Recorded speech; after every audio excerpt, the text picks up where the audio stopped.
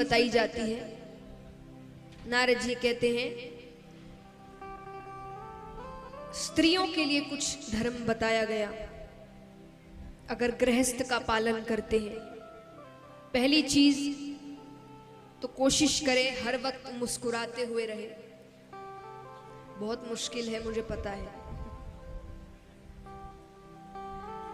लेकिन इसका कारण है आपको घर का क्या माना जाता है। एक पत्नी को या बहू को घर का क्या मानते हैं? लक्ष्मी। लक्ष्मी जितनी खुश होती है उतना अच्छा है, उतनी सच में घर में लक्ष्मी आएगी। वो जितनी नाराज होगी, जितना चिड़चिड़ करेगी, जितना रोएगी, उस घर में उतनी दरिद्रता आएगी।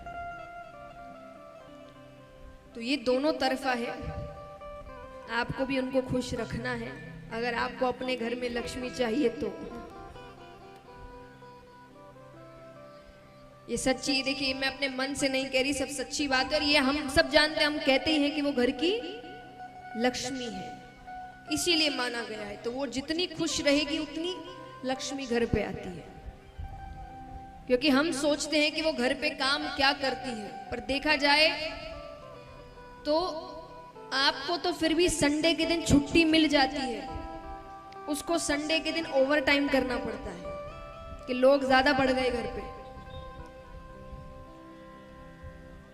तो इसीलिए दोनों को एक दूसरे की जिम्मेदारियों की इज्जत करनी है, दोनों तरफा है। बाहर काम करना भी आसान नहीं होता और घर पे काम करना भी आसान नहीं होता, दोनों की जिम्मेदारियां हैं और दोनों इस जिम्मेदारी को बखूबी निभा सकते हैं। भगवान ने दोनों को इस काबिल बनाया है, बनाया है कि नहीं? ऐसा नहीं है कि जो पिता होते हैं वो घर के काम कर ही नहीं, कई होते हैं जो बाहर के काम भी करते, घर के भी करते, बच्चे भी संभालते हैं। कई माताएं हैं जो ऐसा ही करती, जो घर के भी काम करते, बाहर के भी करते, बच्चे भी संभालते। यानी भगवान ने दोनों को इस काबिल बनाया है कि वो हर काम कर सकते हैं। भगवान ने कोई भेदभाव किया है क्या? कोई भेदभाव? इसीलिए दोनों को दोनों के कामों की इज्जत करनी है, तब जाकर बोलते ना गाड़ी पहिए दोनों चलने चाहिए। एक भी टूट गया तो गाड़ी नहीं चलेगी, या एक भी खराब हो गया तो गाड़ी, तो घर की गाड़ी के आप दोनों दो पहिए हैं, एक भी इधर उधर हुआ तो गाड़ी बिखर जाएगी, घर बिखर जाएगा। दोनों को मिलकर घर को संभालना है।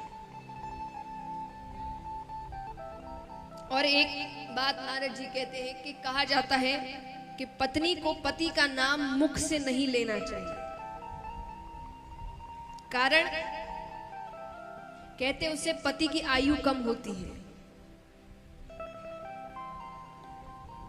आजकल नहीं मानते, और देखिए सब हर चीज मानने पर आती है, फिर भी लेकिन गांव इत्यादि में आज भी नाम नहीं लिया जाता। और उसका कारण यही, आप कोई और नाम से बुला सकते हैं,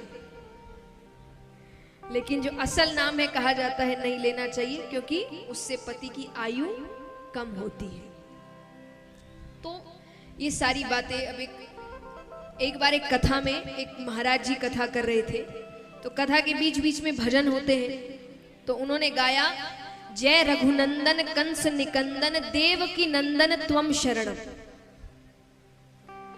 अब सामने एक महिला बैठी थी, अपनी जेठ जी की पुत्री चंपा के साथ आई थी। अब वो बैठी है, सब भजन गा रहे हैं, पर वो भजन गा नहीं रही। आसपास वाले भी देख रहे हैं कि सब गा रही है, क्यों नहीं गा रही? असल में उसके पति का नाम था देवकी नंदन। अब वो गा नहीं रही, महाराज जी की भी नजर पड़ गई। महाराज जी ने उनको देखते हुए कहा तुम भी गाओ। अब उसे लग रहा है अब तो महाराज जी ने भी मुझे देख लिया, वो क्या करे मुझे समझ नहीं आ रहा। उसकी नजर चंपा पर पड़ती है, वो गा रही है। उसने उसको देखकर गाना शुरू किया, जय रघुनंदन कंस निकंदन चंपा के चाचा त्वम शरण।